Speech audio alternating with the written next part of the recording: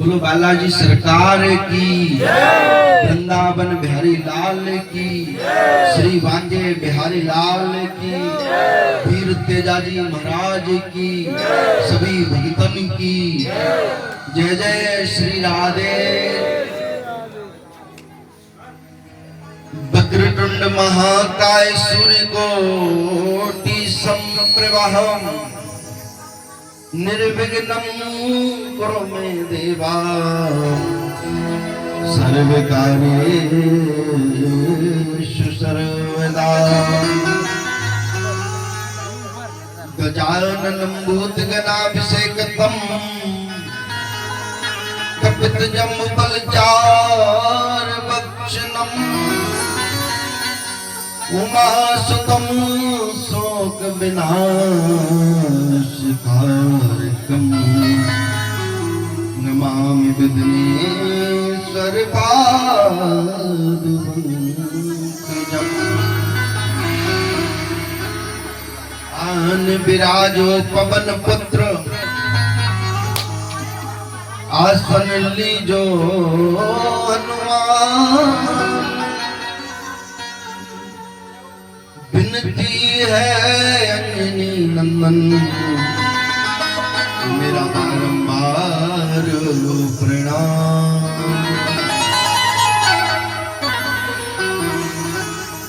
गुरु ब्रह्मा गुरु विष्णु गुरुदेवो महेश्वरः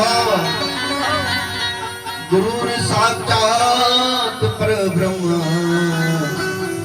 तस्मै श्री गुरुवे नमः। श्री गुरु चरण सरोज रजे निज मन मुकुर सुधार। वरणौ रघुबर विमल जसे दायक पंचार। बुद्धिहीन तन जान के सुमरौ पवन कुमार। बल बुद्धि विद्या देओ मोहे हरो कलेश विकार। पवन बने संकट हरण अमंगल मूर्ति रूप।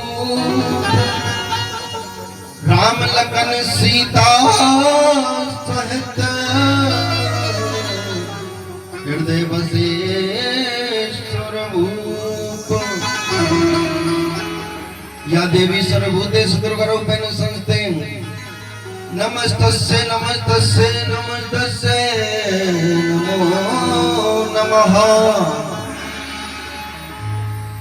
बालाजी सरकार की, वीर तेजाजी महाराज की। सभी भक्ति पधारे श्री वृंदावन बिहारी झूलन में आज विराजमान है। आपका इतना प्रेम, अटूट प्रेम, इतना समर्पण फूलों के द्वारा प्रेम बरसाया है। आपकी हमेशा ही जय हो। हम आपको बारंबार प्रणाम करते हैं। रामायण की एक चौपाई द्वारा हम हर एक जो ऊपर लटके हैं, पीछे पड़े हैं, पीछे पीछे बैठे हैं, सभी को हमारा प्रणाम है। सिया राम मैं सब जग जानी करहु प्रणाम जोर। आप सभी को प्रणाम। इतना अद्भुत प्रेम मानो आपने पता नहीं कितनों को जला दिया आज।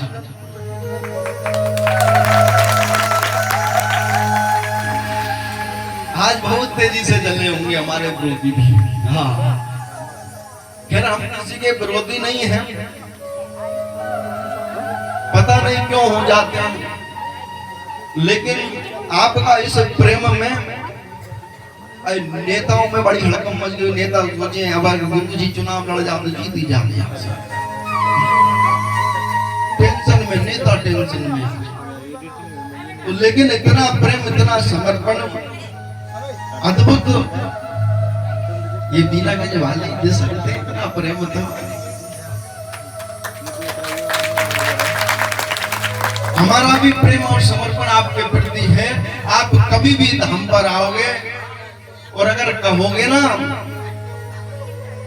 कि हम बीनागंज से आए हैं, वार्ड नंबर 13 से भी आए हैं, वार्ड नंबर 13 है, तो कभी इनको मना मत करना, तुरंत में मिला देना, तुरंत में तुम्हारी प्रेम तुम्हारी तरह ही अद्भुत प्रेम, अद्भुत प्रेम। हम क्या कहें तुमसे, कुछ कह नहीं सकते आपके प्रेम के आगे। अद्भुत प्रेम।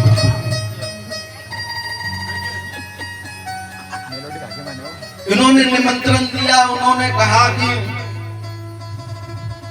काकी गई, काका के साथ में काकी गई इस बार निमंत्रण देने। काकी ने कहा, बात कर रहे थे रात्रि के समय पे के दिन, हमने सुना सेना भेजकर कि अगले वर्ष हो सके ये तुम्हारी जगह है, तुम्हारी हो सकता है अगली बार ये जगह बन जाए, इस बार और गुरु जी को बुला लो, कार्यक्रम हो जाए, बड़ी इच्छा है हमारी। और वृंदावन बिहारी की कृपा से आज बिहारी जी भी विराजमान हैं और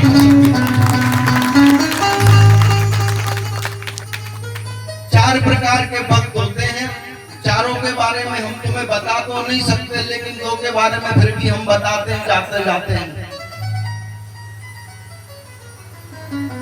एक मीरा भक्त हुई, भक्तिमय प्रेम, जिस प्रकार आज आपने प्रेम बरसाया है,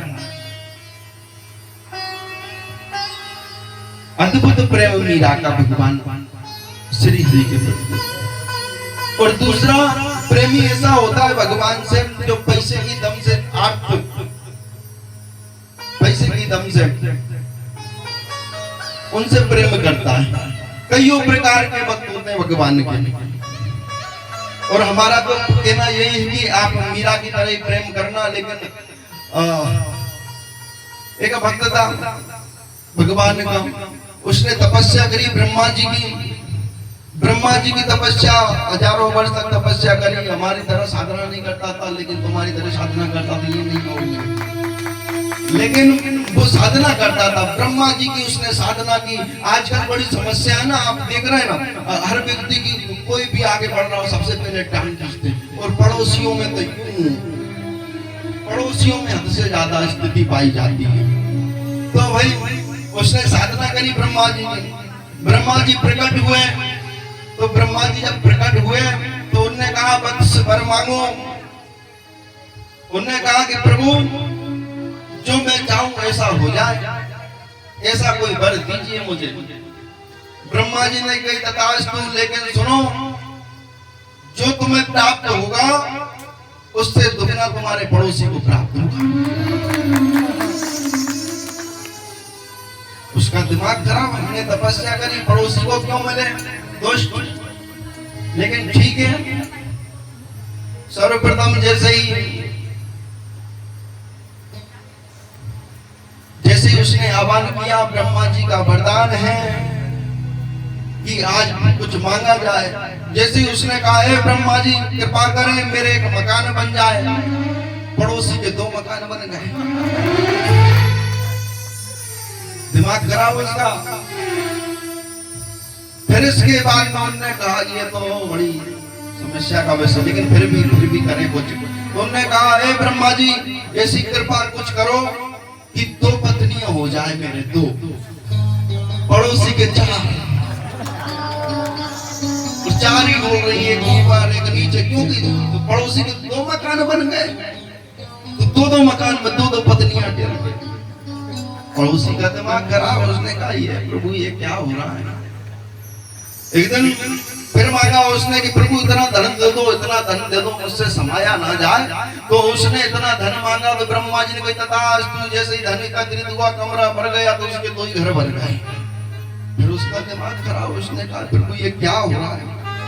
उससे सहन नहीं हो पाई, क्योंकि पड़ोसी अपना कभी बढ़ता है ना आगे, अपन से सहन नहीं हो पाती, तो उससे भी सहन नहीं हो पाई। सहन नहीं हो पाई, उसने कहा हे ब्रह्मा जी मेरी एक आंख फूट जाएगी। मेरी एक आंख फूट गई, पड़ोसी की दो ही गई।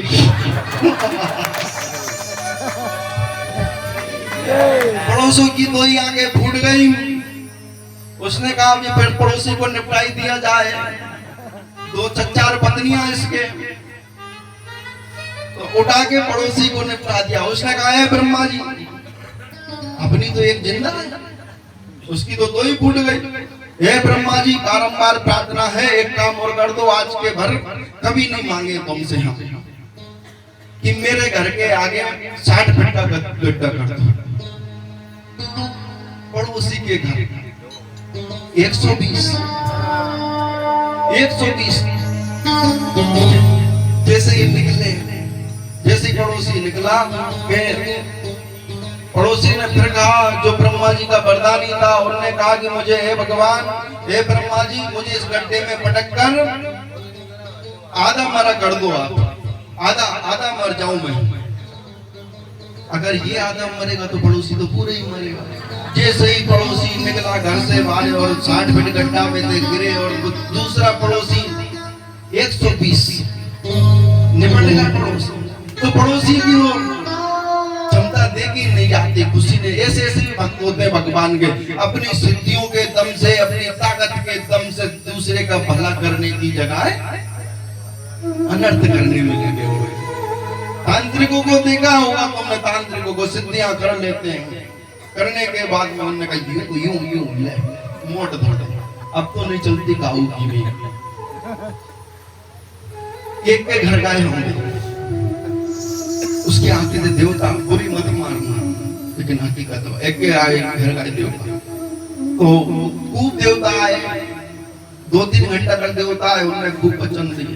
फिर हम गए गुरुजी, उनकी पत्नी ने कहा गुरुजी पर्चा बनाओ, तो हमने बैठकर अंदर भैया पर्चा बनाया। तो वो जो जिसके देवता आते थे, उसकी पत्नी रोजाना उसे कूटती थी, क्योंकि जो जुड़वाने जाता था इसलिए रोजाना ठोके, रोजाना पिटा, बड़े विवाद का विषय।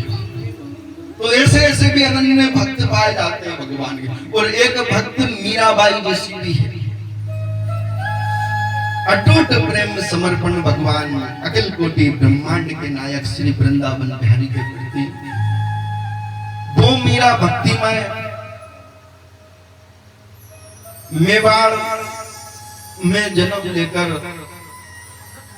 दूधाजी महाराज के यहाँ पर उनके पिता संगा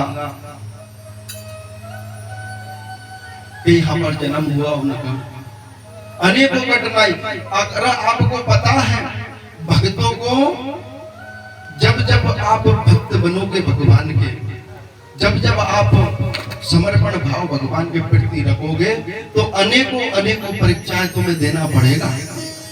अनेकों परीक्षाएं देना पड़ती है भक्तों को, अनेकों परीक्षाएं देना पड़ती है। कभी पौआ मांस खाने वाला, उल्टे सीधे कर्म करने वाले को कभी परीक्षा, उससे कोई कुछ नहीं पूछता कि ये क्या कर रहा है, लेकिन भक्तों को परीक्षा देना पड़ती कि ढोंग कर रहा है, पाखंड कर रहा है। तो मीराबाई को अनेकों परीक्षाएं देना पड़ी। मीराबाई का पता है आपको, मीराबाई जो आई है ना, कलयुग में आई थी। कलयुग में आई हमारी मीराबाई, हमारी तो माँ है।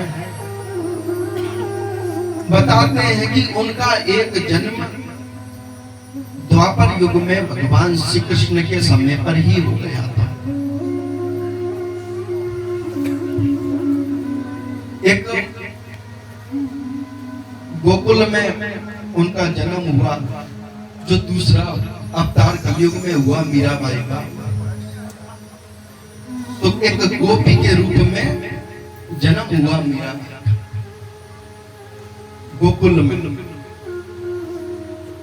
ऐसी गोपी जैसे ही नव विवाह कर आई, नव विवाह करने के बाद में उसकी सास ने, ननद ने कहा कि तुम घर से बाहर नहीं निकलोगे, और अपना ये घूंघट तो हटाना ही नहीं किसी भी हाल में।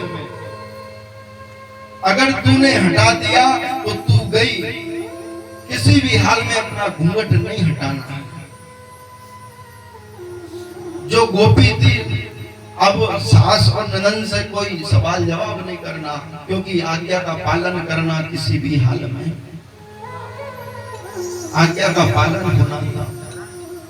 लेकिन जो गोपी थी, समय बीतता चला गया,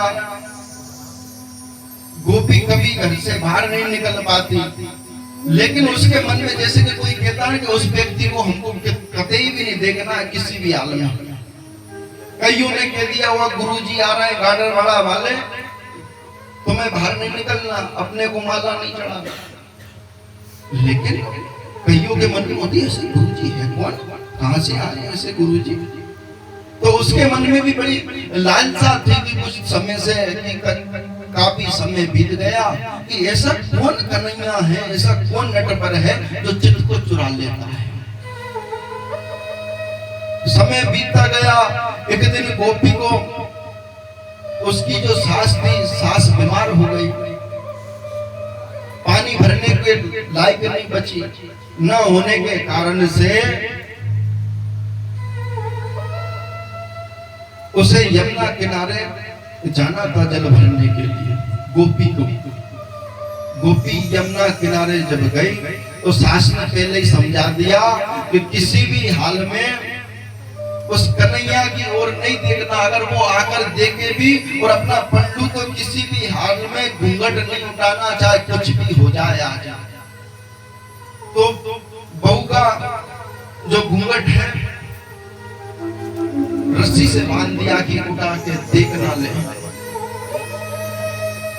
उधर सुदामा कन्हैया कदम के पेड़ पे इंतजार कर रहे थे कि आज गोपी आएगी और आज हमें किसी भी हाल में उसको देखना है। जैसे ही यमुना किनारे वो गोपी गई तो पानी भरते समय पे वो पल्लू की जो गठान बांधी थी वो खुल गई। इतने में भगवान श्री कृष्ण प्रकट हो गए।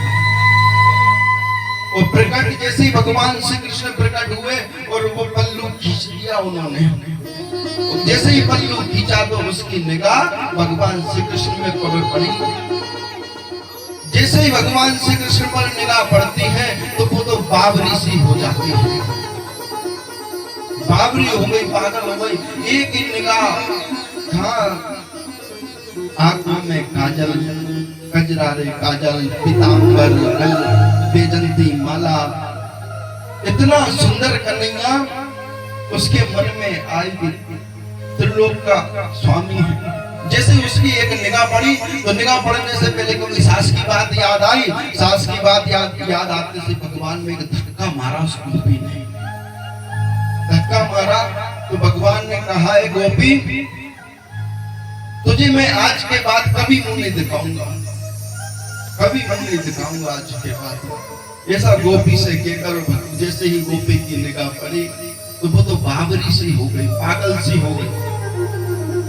ऐसी पागल हुई कि वही छवि दिन और रात वही सब छवि, सोते बैठते उठते वही छवि दिखाई देना भगवान की। पागल हो गई, अपनी सास को गाली दे रही, अपनी ननद को गाली दे रही कि तुमने कितना बड़ा अन्याय कर दिया मेरे साथ में।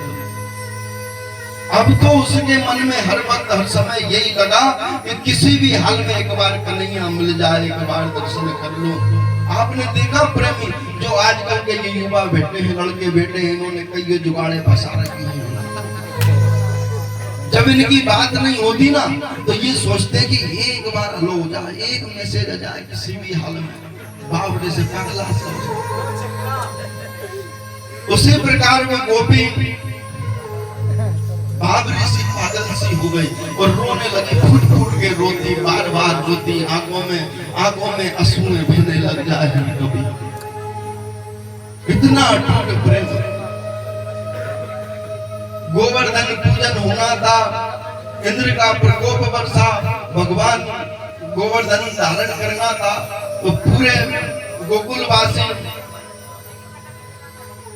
जो गिरिराज धरण भगवान ने गिरिराज धरण किया था उस समय पे पूरे ब्रजवासी गए।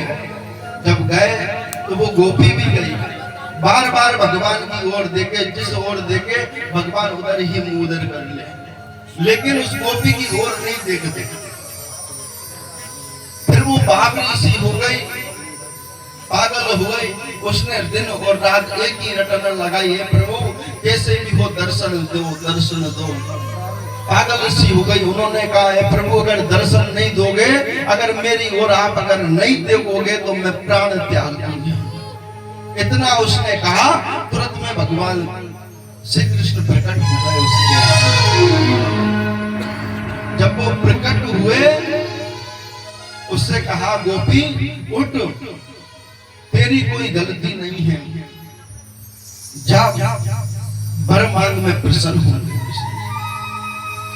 उसने कहा कि प्रभु मेरा एक ही वर है और एक ही प्रार्थना है, जब मैं अगले जन्म जब आऊं तो बचपन से ही तेरी सेवा में लग जाऊं और तेरे ऊपर प्राण न्यौछावर कर दूं, तुझ में समाहित हो जाऊं। ऐसा भगवान ने कहा तथास्तु। और वो गोपी भगवान के श्री चरणों में समाहित से शरीर समाहित हो गई।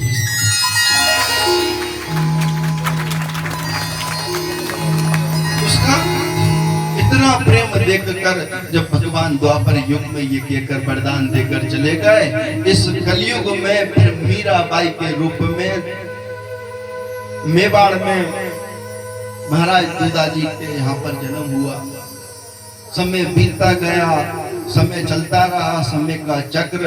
एक दिन मीराबाई से उनकी माता ने कहा, भगवान ठाकुर जी की सेवा कर रही थी उनकी माता जी, तो एक बारात निकल के जा रही थी। बारात निकल के जाते समय पर उन्होंने देखा कि इस पे घोड़ी पर दूल्हा सवार है।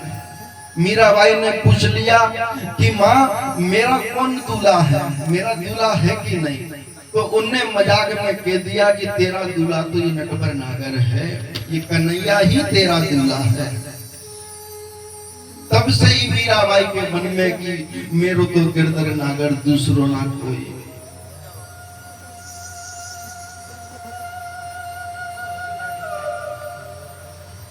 ऐसे वर को क्यों भरूं जो जिए और मर जाए, ऐसे वर को मैं भरूं मेरो चुड़लो अमर हो जाए।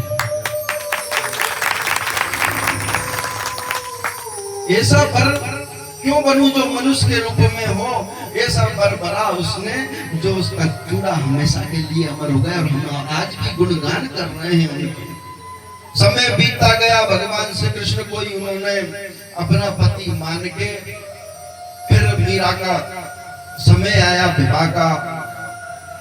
राणा भोजराज से, चित्तौड़ के राजा राणा भोजराज राजा बनने वाले थे, उनके यहाँ पर उसका विवाह हुआ।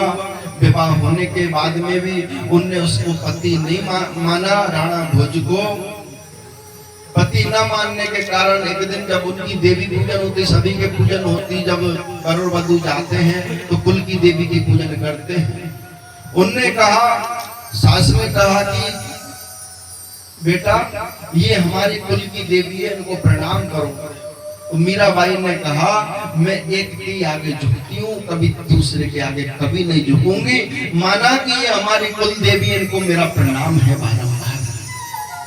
इतना समर्पण, इतना भाव, पूरे जीवन में किसी के आगे नहीं झुकी। राणा भोज को बड़ा ही क्रोध आया।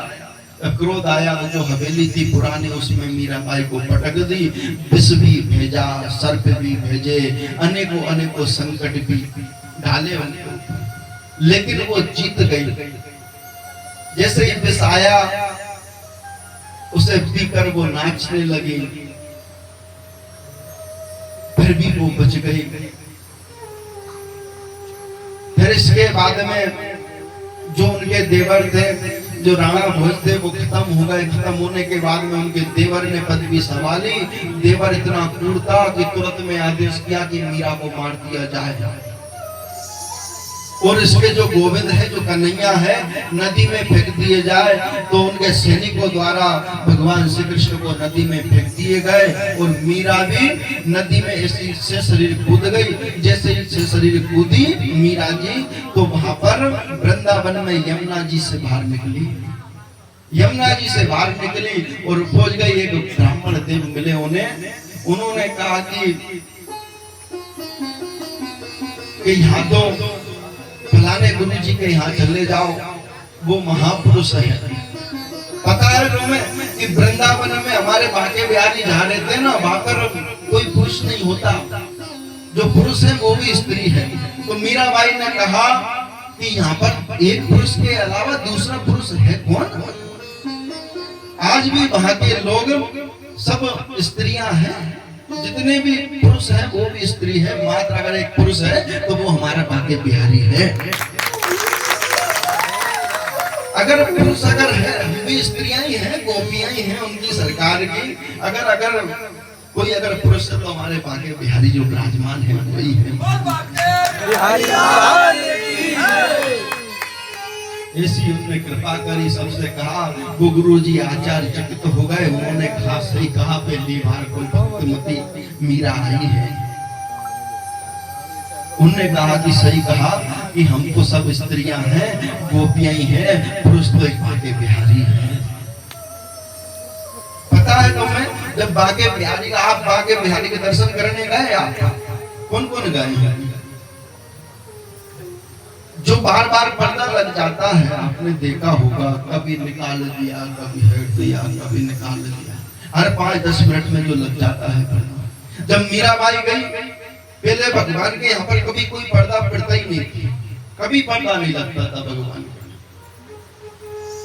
जब बांके बिहारी को देखा मीराबाई ने, जैसे ही मंदिर में गई तो बांके बिहारी से सरूर चल रहे मीराबाई। बांके बिहारी ने मीराबाई को गले से लगा लिया। तब से ही भक्तों ने सोचा, पुजारियों ने सोचा, पता नहीं कौन सा भक्त आ जाए, और आज भी ऐसा कोई भक्त आ जाए तो बार बार वृंदावन में जो बांके बिहारी विराजमान है, हमें देखकर बार बार पर्दा लगाया जाता है कि क्योंकि बिहारी जी की आंख झुक जाए।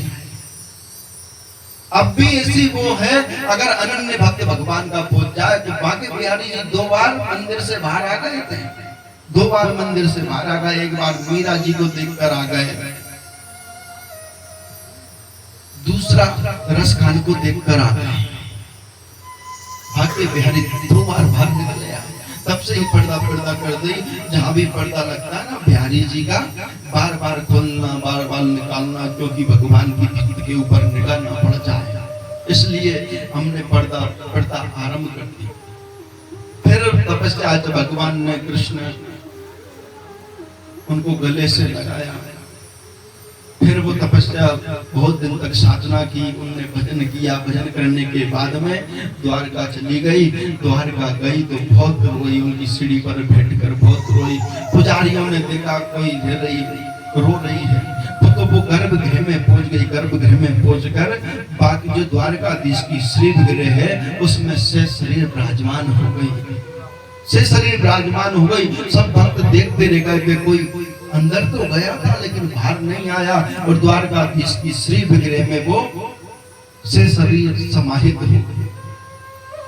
जब जो राणा के सैनिक लगे हुए थे कि इसका पीछा किया जाए, जब पीछा करते पहुंचे तो बांके बिहारी के मुख से मात्र इतनी सी चुनरी दिखाई दी, जिसके अलावा मीराबाई कभी दिखाई नहीं दी।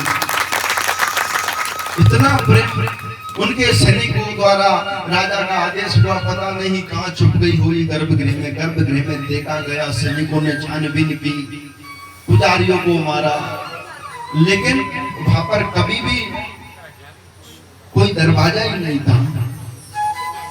और वो चुनरी आज भी बताते हैं कि मेवाड़ में रखी हुई है, उतनी वो लेकर। ऐसा प्रेम, इतना समर्पण अगर किसी का है तो भगवान आज भी प्रकट होके आ जाते हैं सामने, हमको सबको दर्शन देने का सामर्थ्य रखते हैं। इतना ही हमारी तो यही प्रार्थना, अगर वो गड्ढे वाली भक्ति नहीं करना है तुम्हें, अगर भक्त बनना है तो मीरा की तरह भक्त बनिए। हमारे 3 चेला थे। अभी कल परसों की बात आई, एक भक्त आया हमारे पास के, गुरुजी कुछ ऐसी कृपा करो, हमारे घर में धन है, आधा तुम्हारा आधा हमारा, डाल डोबड़ दिया। हमने कहा दोस्त, अगर हमें यही करना था तो हम तो कहीं से भी निकाल लेते। एक ने कहा कि गुरुजी हमारे सोने की, वो बड़ा दुष्ट आदमी, उसने कहा कि कुछ दिन से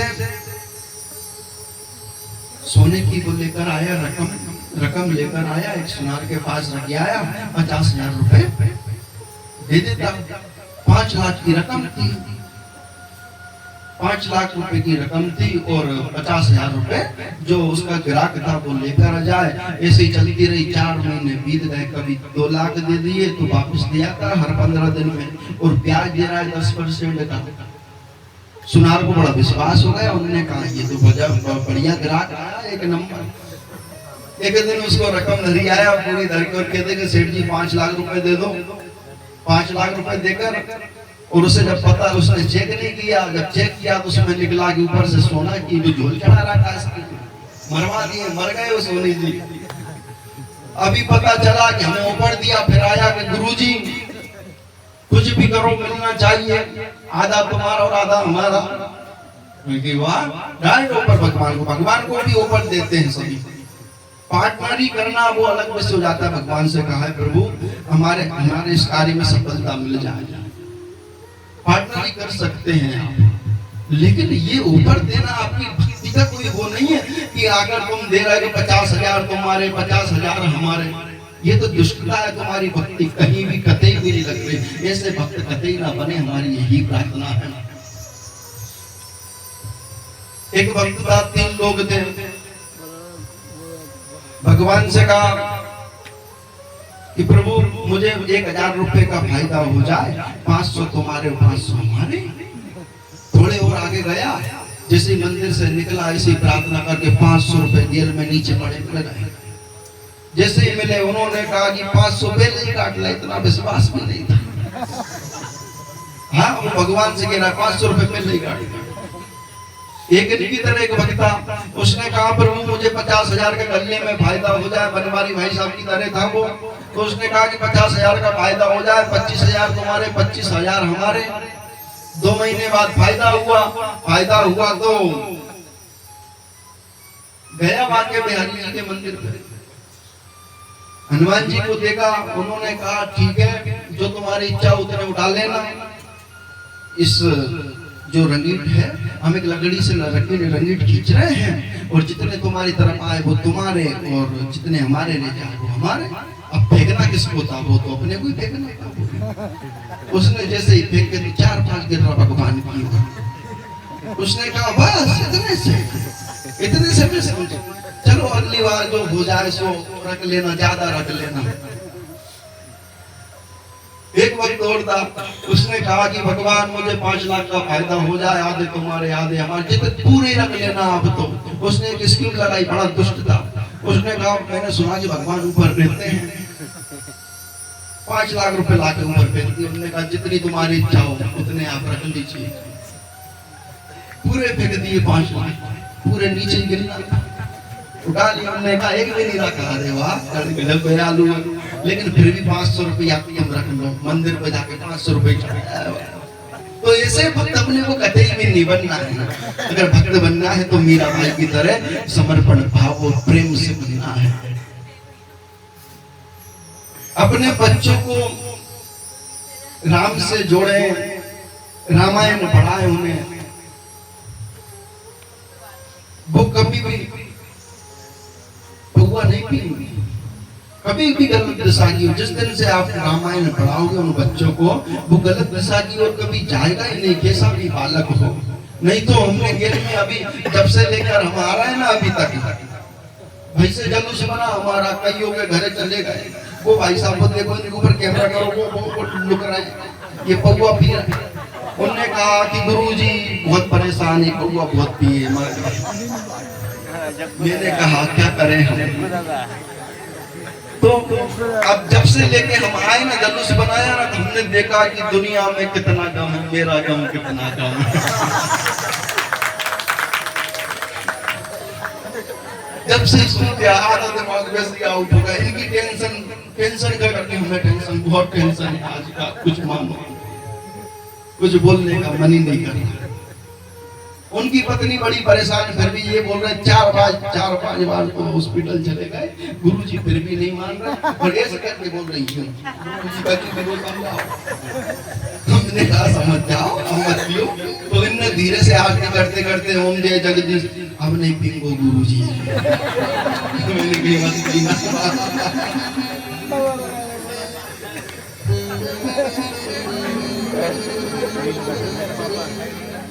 पीर बनना है आपको।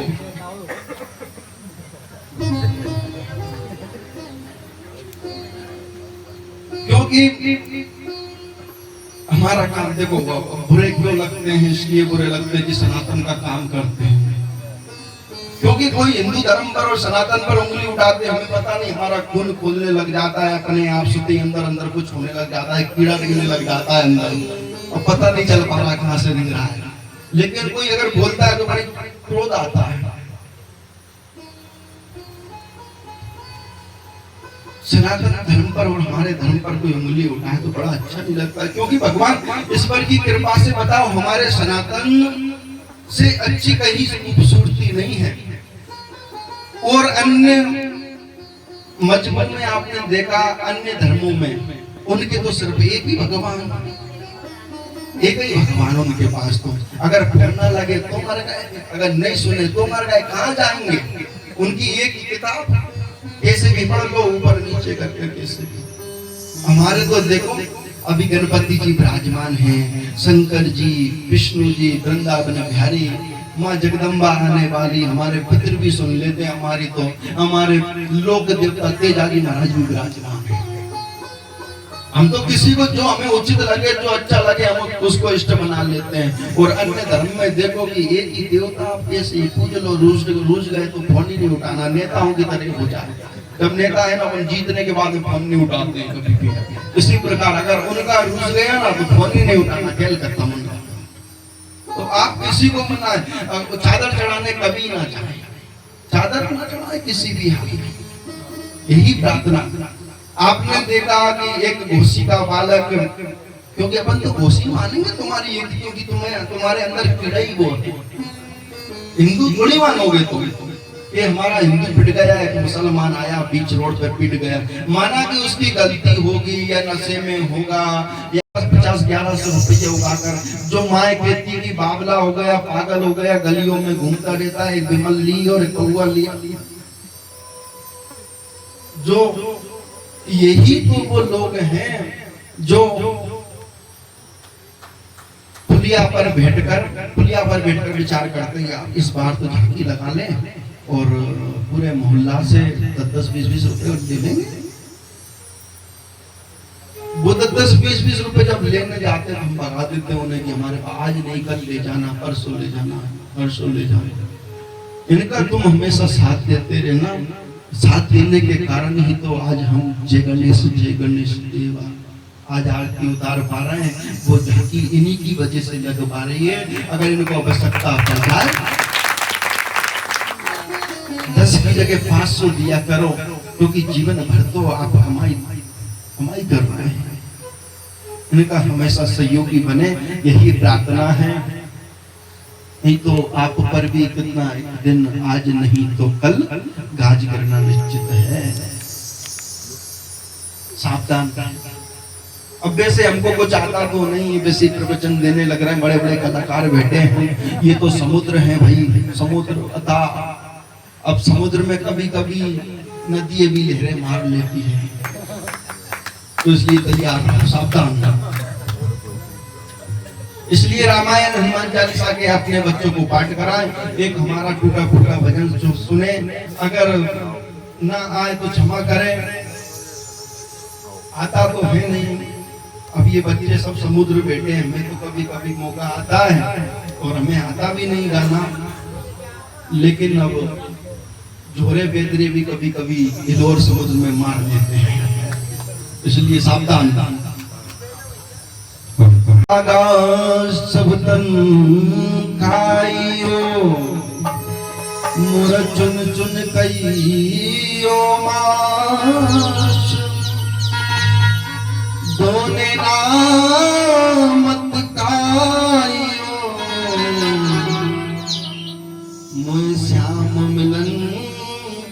आस, मोए राम मिलन की आश।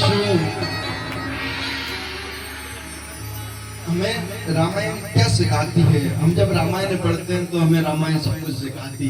अरे हमें निज धर्म पर चलना सिखाती रोज रामायण। हमें निज धर्म पर चलना सिखाती रोज रामायण। धर्म पर चलना सिखाती रोज रामायण। हमें धर्म पर चलना सिखाती रोज रामायण। सिखाती रोज रामायण, बताती रोज रामायण। ओ सिखाती रोज रामायण, बताती रोज रामायण। हमें निज धर्म पर चलना सिखाती रोज रामायण। ओ सदा सुख आचरण करना सिखाती रोज रामायण। सदा सुख आचरण करना बताती रोज रामायण। ओ सदा सुख आचरण करना बताती रोज रामायण।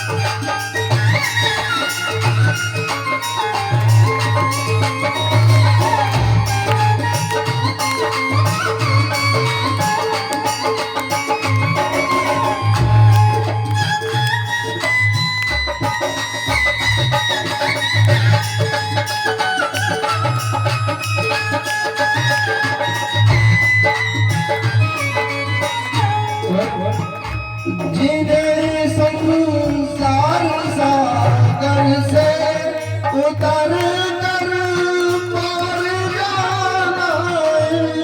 जिन्हें संसार सागर से उतर कर पार जाना है। जिन्हें संसार सागर से उतर कर पार जाना है। जिन्हें संसार सागर से उतर कर पार जाना है। सुख के किनारे से सुख के किनारे से लगाती रोज रामायण। धर्म पर चलना सिखाती रोज रामायण।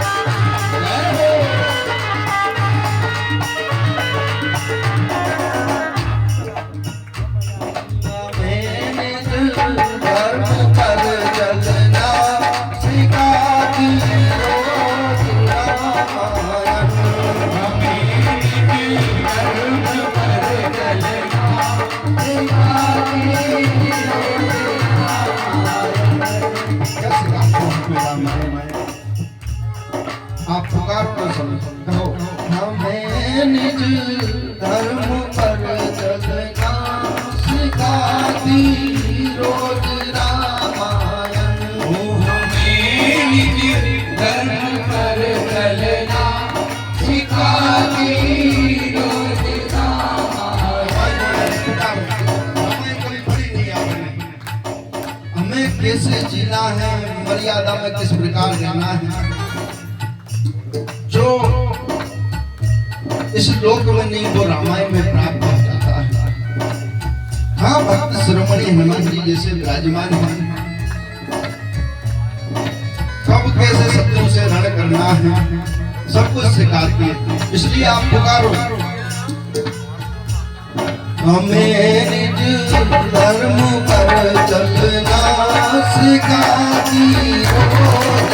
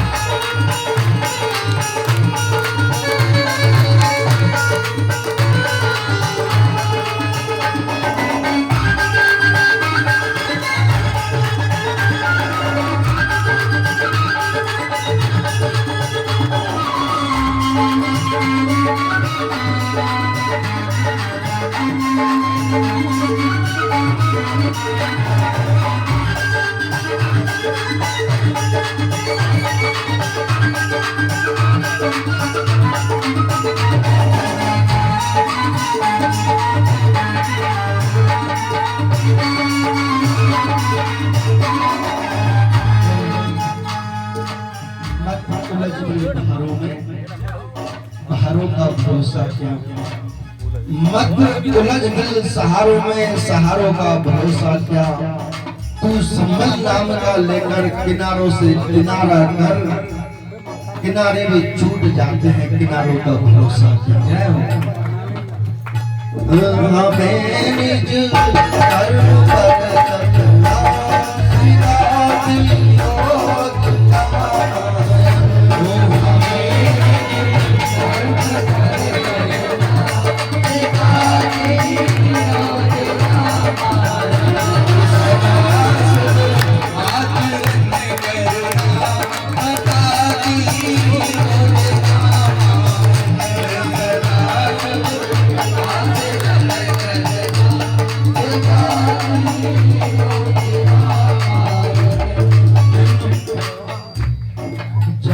रोज न जाने पता नहीं कब कौन सा होना हो जाए। अपनी इच्छाओं को सीमा में बांधे रखना, नहीं तो ये इच्छाएं गुनाहों में बदल जाती है। अपनी इच्छाओं को सीमा में बांधे रखना, ये इच्छाएं कब गुनाहों में बदल जाए। इसलिए राम से जुड़े रहना, रामायण से जुड़े रहना। अगर रामायण जो शिक्षा देगी तो मैं एक भी गुनाह कभी नहीं हो पाएगा। इसलिए सनातन विरोधियों को बजाते रहना और राम की जय जयकार करते रहना। इसलिए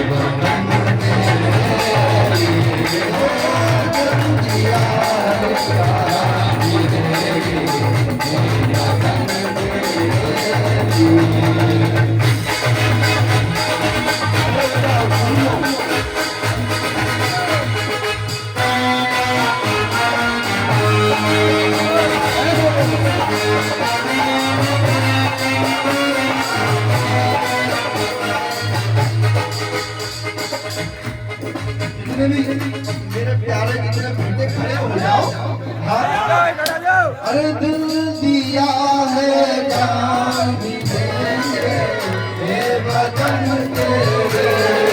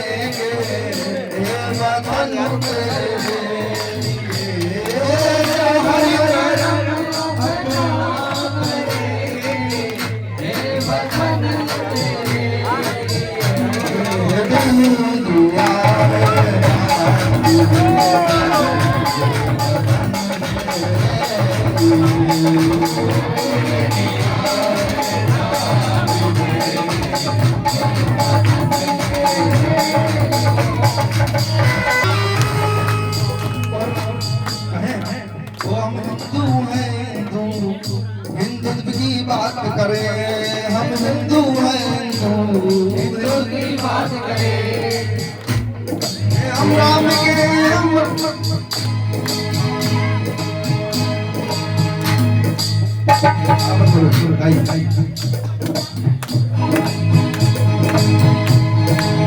और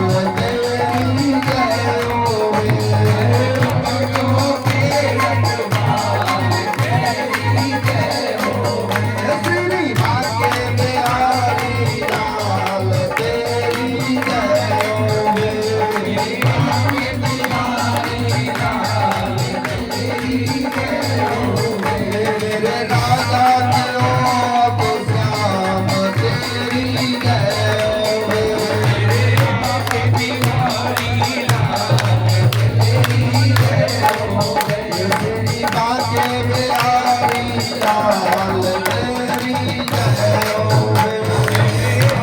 बिहारी लाल तुम्हारी जय हो।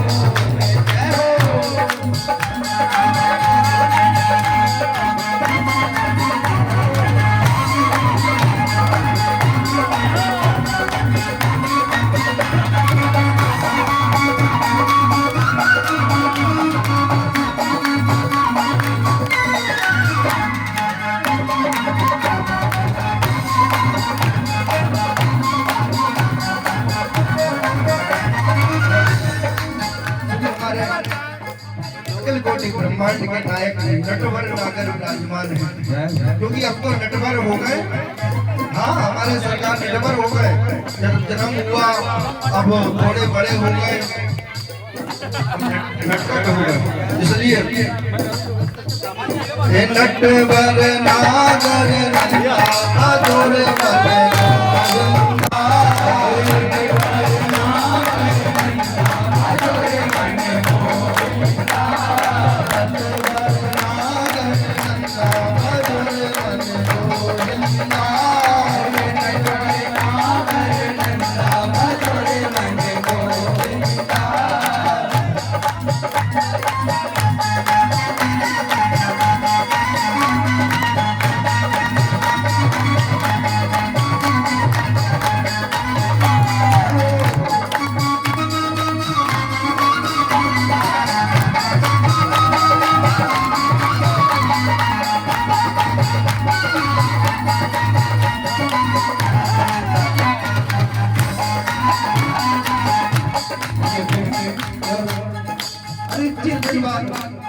कुछ दिन बाद राधा जी के चक्कर में आ जाएंगे भगवान।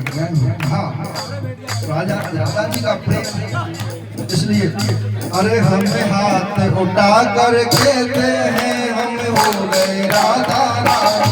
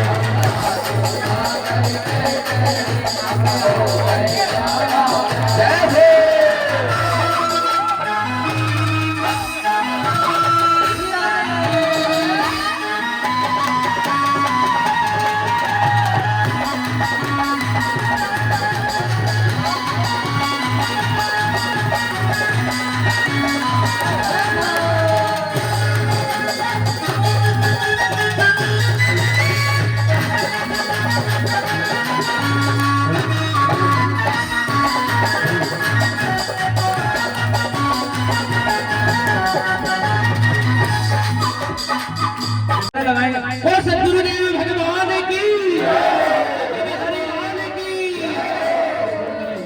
राधा प्यारी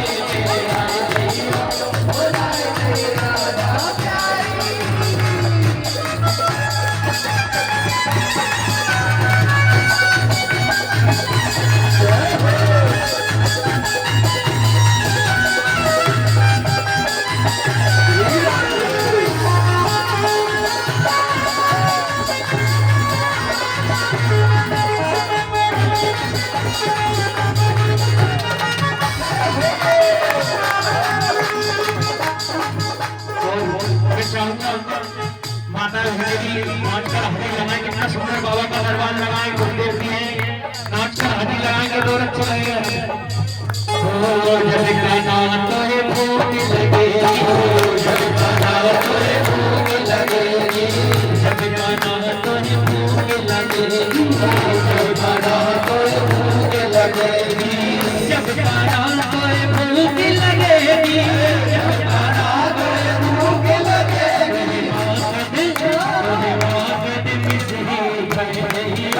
बुलाई गई राधा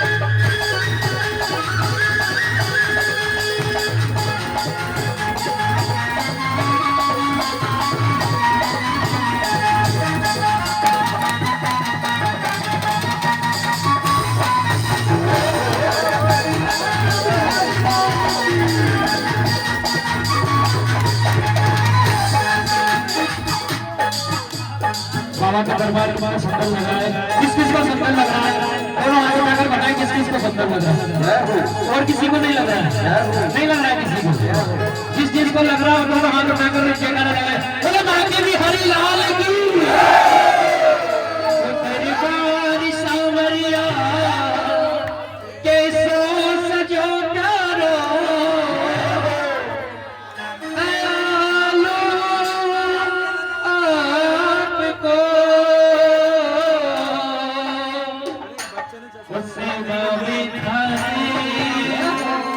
सेवा में थारी मन आज भी जानो है, सेवा में थारी मन आज भी जानो है, सेवा में थारी मन आज भी जानो है, हर ढोल लगानो है, सेवा की है रात ओ प्यास की है रात, बाबा आज साढ़े आनो है, प्यास की है रात।